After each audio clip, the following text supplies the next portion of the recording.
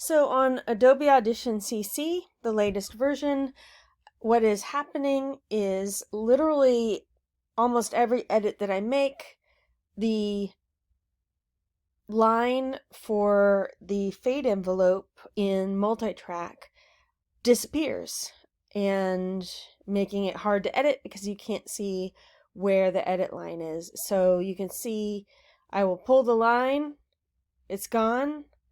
I release the box and it shows up. You can see how difficult that makes it. So you have to save it, reboot, it works once, and then it does it again. And it's made the program virtually useless.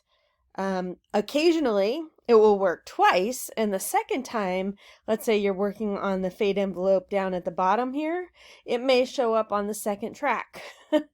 um, and then once you release it, it shows up on the track that you're working on.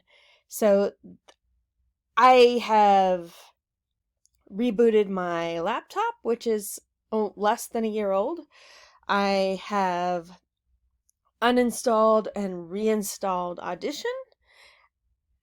I don't know what else to do. I've never had this problem before, and it's a new one to me. It seems like it is a glitch in the program.